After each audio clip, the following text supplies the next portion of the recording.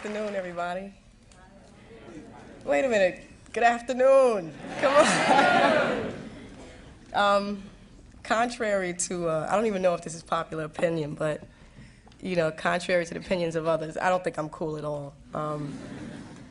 I definitely didn't grow up thinking I was cool. I was popular, but not because I was cool. Probably because I had a certain amount of independence and self-confidence from a young age. That's probably what made me cool, because I always wore like funny clothes, and kids were always like, "What does she have on? What is that? What are those shoes? Why'd you put those shoes with that shirt? That doesn't match." And then I'd go, it's cool. And then like 3 or 4 months later, they'd have it on. And I said, "But wait a minute, you said that my shoes didn't match my shirt." And they say, "Well, you know." So I just, it's so funny. Every time I hear someone read, I guess, my resume or the things that I've accomplished, I always sort of feel embarrassed, because they're really not my accomplishments to be proud of, I'm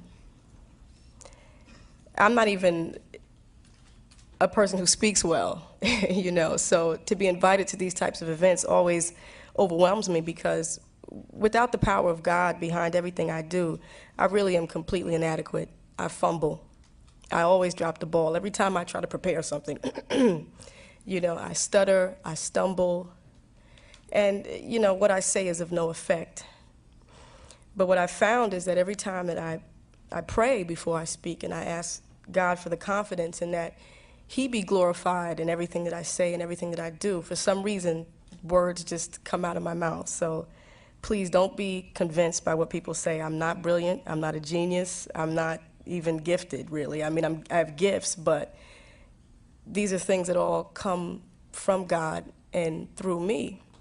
I'm 25 years old, which means that we're not separated, by a lot of years.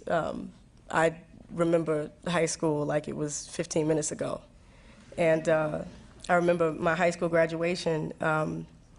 I didn't get to go because I was on a set of Sister Act 2, and everybody was kind of like, you're filming a movie, why are you upset? But I was really, really distraught. I was really hurt that I couldn't make it back to my high school graduation, because I realized that those things were like so important to me, beyond the, all of the films and the media and the music and the industry things. I really appreciated my friends. I really appreciated my home. I really appreciated graduation. I really did. I appreciated. We had a teacher. His name was Mr. D. Mattia, and there were some kids in the class used to call him D. Motts. And D. Motts was like this funny guy who was really one of those quiet teachers. So we did a lot of bad things in his class, and this was like a pretty advanced class, but we really acted up. And but I mean, those memories are the things that I hold on to, and even right now they ground me.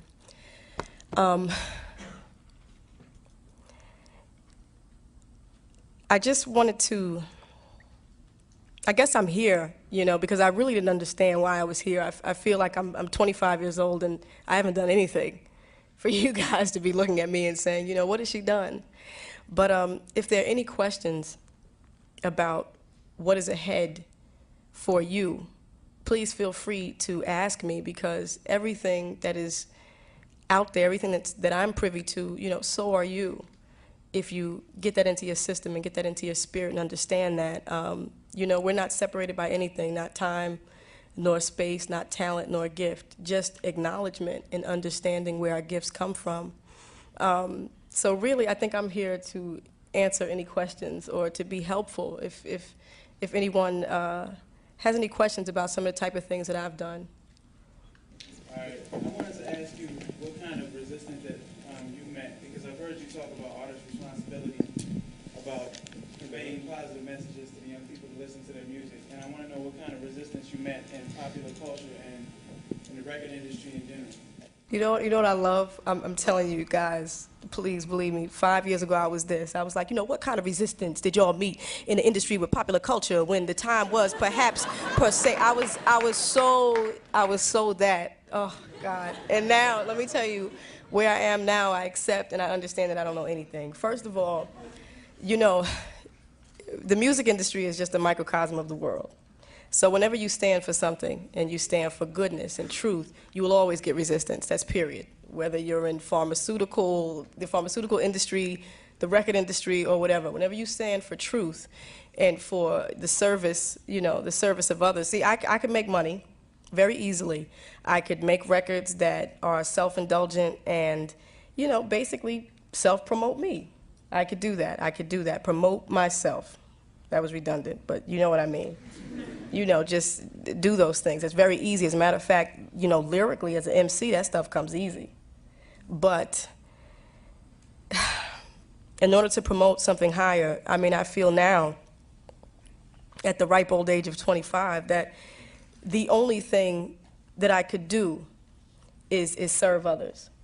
You understand what I'm saying? And because there are people who have not reached that point in their walk, yes, there's a little anger, there's a little resentment, because you raise a standard, you especially when you do it and you make some noise, and you do it and people actually listen to what you have to say, and like your record is bumping on the radio and you're saying something that holds a mirror up to a lot of the negativity and self-indulgent things and messages that a lot of other people, but we're all young. I have a hard time being so hard on the music world, especially hip-hop, because most of them come out of the hood 17 years old, having no clue or concept, having no concept of what life really is.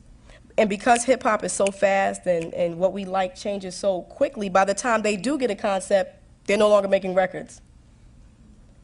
So I've been put in this unique position. I have this very unique responsibility that God has made me aware while I still have the mic, and it's like I was expressing to my good friend today. I said, my mother, she taught me, she raised me with certain morals and certain standards, but like any kid, when I was out there with my friends, I cut up, I wilded out, acted up amongst people whose mothers may not have taught them the same ideals. But every time I acted up, it was like my mother was always right there. She was always there, like, Lauryn, I see you and you know better. And I got in trouble. And that is how my Father in heaven responds to me. Listen, I told you don't do that. I told you don't do that. And I told you that you better have the courage, because the kids, they may talk about you. They might say bad things about you, but when you come home, what I have waiting for you, if you do what I tell you to, and also what I have waiting for you if you don't. So that's enough for me. That's enough for me. I have reached a place, and I'm telling you, I'm so blessed to have reached this place where, 5 years ago, I was so thin-skinned. Whatever anybody said would just, oh, my God, they don't like this rhyme, and oh, my songs, and and then one day I woke up, and it was like my skin was just, it was so thick, it was impenetrable by those fiery darts. They just had no effect. And I realized that that was a strength and a confidence that only came from a higher source. And, we have to be determined, and you have to know that, for me now, I'm learning that it's more important to be righteous than to be right. I've tried to be right. This is right. This is an injustice. This is a travesty. I'm right. But I've been very unrighteous and still right. Oh my God, because you can attack someone completely right, but it doesn't resolve anything. It doesn't it doesn't solve your problem. So I understand now that the battlefield and that the war is so much greater than what we see before us. I live in this physical body. This is like my address, like 22 Eder Terrace. I just gave everybody my address, but that's my address. Fight me, no. But this is where I live, but there's something much deeper. Who I am, has nothing to do with, the hair and the shoes and stuff, even though I like shoes. But, it has nothing to do with that. So I you know, and what I do, I mean, I find there's a lot of power in prayer. So I pray for the people who don't understand me. And I tell you, to be honest with you, I pray more now to be understood. No, excuse me, to understand than to be understood. I pray now to learn how to love than to be loved. Because God has given me an abundance, so, you know, I don't need God. These people don't understand me. They think I'm crazy. Every time I'm on the mic, they just, you know, it's not about that. I pray that I understand them so that I can talk to them, minister to them even more. You understand what I'm saying? So, you know, I'm just not afraid of, you know, it's of no effect. It's immaterial to me. Because our enemies are not physical bodies. They're actually our family. They don't know it, and we don't always know it. But our enemies are not, you know, they're not flesh and blood. And our problems are not flesh and blood, even though we think they are. I hope that, I know that was very, like, I don't mean to sound ethereal, because what I'm saying, I'm telling you, is heavy as bricks. It's concrete. It's very concrete. Sometimes it can sound like doo-doo-doo-doo, you know, but it's not that. You know, it's like, who saw the movie The Matrix? Okay, okay, good. Then we can start from a point of reference. Matrix was a banging movie to me, and the reason why I appreciated it so much was because, do you remember at the end when Neo like realized his potential? He started to see the binary code. You remember that, the whole world? Well, that's where I'm trying to be spiritually. I'm trying to see the Word of God in the whole world. So every time that agent throws a punch, I'm like, I see you. Oh, okay. You know, I'm just catching his punches. You know, so I'm not afraid. You know, I'm not afraid because I'm starting to see that. You know, things are just, situations materialize themselves and, oh, he's an agent.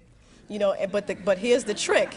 Here's the trick. You know, here's the trick, is that you have to remember that sometimes you can be an agent. You can be an agent to yourself.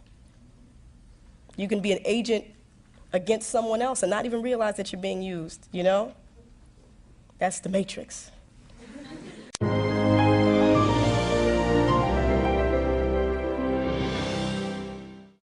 Yes. You said that from a very early age you had a lot of self-confidence and self-esteem, and I was wondering what your mother or your family or whomever instilled in you that gave you that self-confidence. Let me not even say that. My mother is there. She's right there, and I was going to say the belt. No, I'm only kidding. No, I'm only kidding. I'm only kidding. I'm joking. Every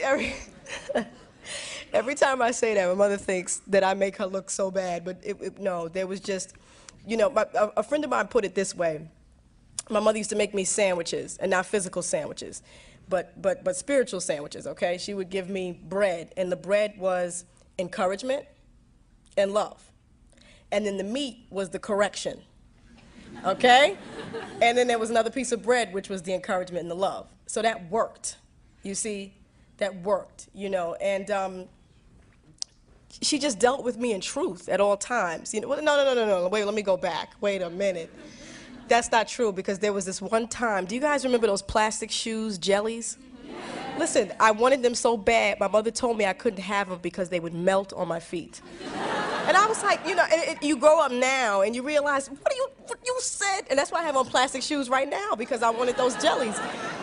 And there was, you remember those raincoats, the clear ones? She told me that I would suffocate if I wore one of those.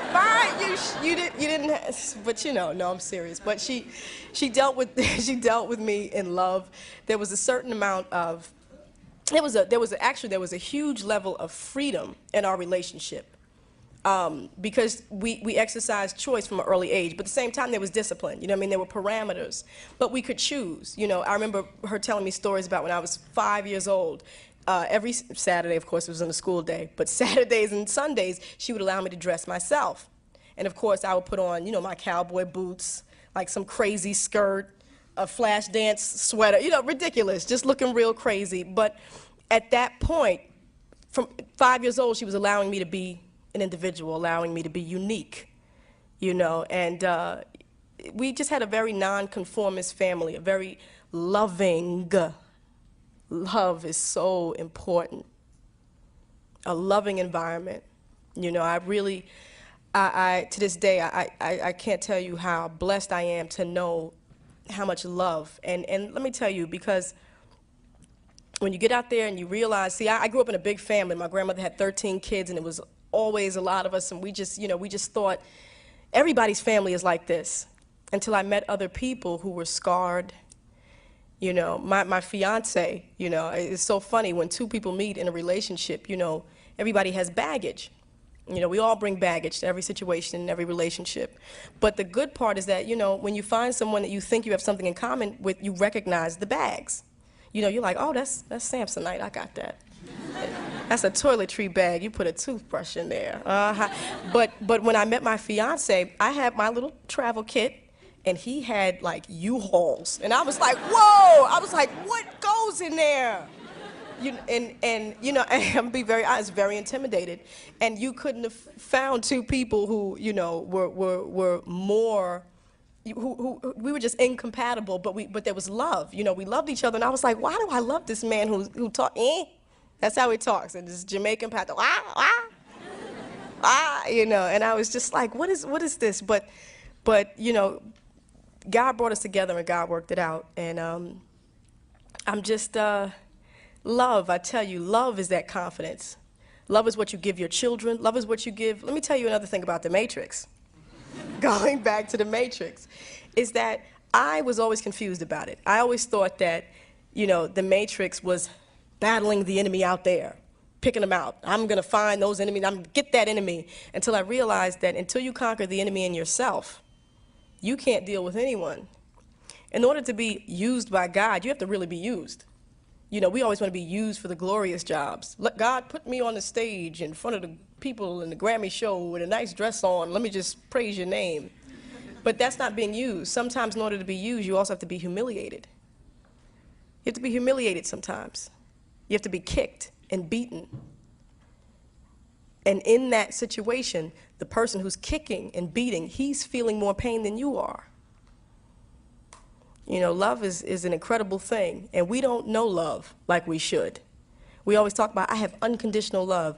Unconditional love is, we don't even know it, because if a person stops stimulating us, we stop loving them. You're not interesting to talk to anymore. Goodbye. But that real love that sometimes is difficult, difficult to have, that's that love. And that's a confidence builder. Thank you. That was very long. For one little question. Okay. Yes. You've melded a lot of things in your music, like hip hop and reggae and R&B, and you put different influences together in ways that are really interesting and new. Thank and you. It's hard to be new when so much has been said and done in art. And I wanted to know, is that where you think that music and arts too, is that where you think they're going? I hope so. I hope so. You know, as far as, I hope so. I hope so. I'm encouraged. You know, I'm very encouraged. I mean, I'll be very honest with you, as a musician today, I'm not in the studio right now, and everybody in my world thinks I'm crazy. What's going on? You need another album out. You know, the time is running out. You have a window, a certain window to make music. And for a little while, I listened to that. And I was like in the studio working real hard, trying to get it done. And you know, music was created. Definitely music that I think people will appreciate, but it wasn't my best. And it wasn't my best because there was no substance. And there was no substance because there was no experience. I'd gone from the studio to the stage, back into the studio again. And the only reason why The Miseducation was the album it was because of a myriad of experiences that took place before the production part, before the creation. So what I realized is, you know what, I can't create and not live. I can't be in this vacuum of, you know, of creativity without life. So, you know, in hip hop, we're all trying to get to this next level without, as my brethren says, without the next level finding us. You know, it's like life is peaks and valleys. And some people think some people explain that as good times, bad times, but I actually think it's learning or let's say learning mastership, okay, or study mastership. Now, I went from the top of one mountain. I'd mastered something. I'd mastered something and people appreciated it. But, you know, once you're on the top of that mountain, you have to go this way. But in hip hop, everybody's like, I'm not moving. I'm the master. I'm great. I'm dope. I'm hot.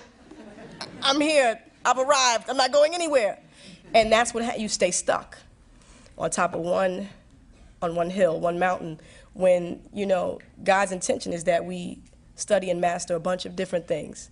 And so here I am, descending this hill, and everybody's like, where you going? You know, we're supposed to be on the top of the hill. But it's exciting time. It's definitely exciting time for me because I'm at the foot of another hill.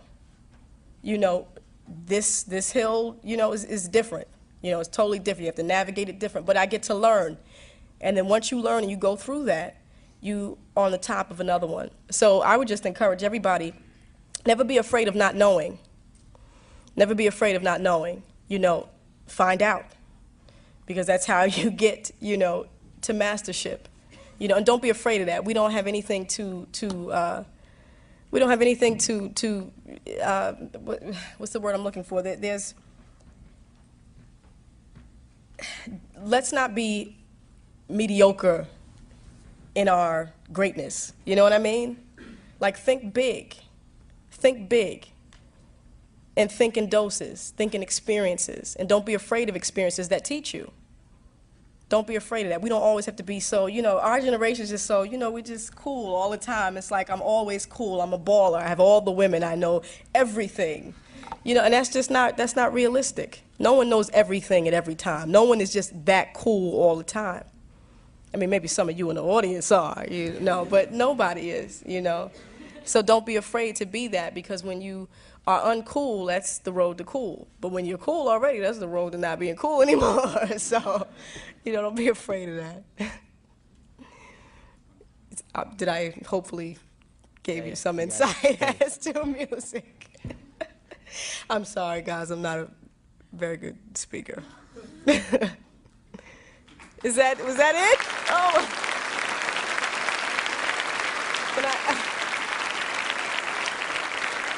Can I just say one thing?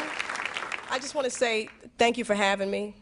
Okay, thank you. I was blessed to be in this room with you guys. I'm excited. I'm excited for you. I really am. Just stay encouraged, you know, and just know that there's a higher force that he knows the way out of the matrix. Okay? Thank you, everyone.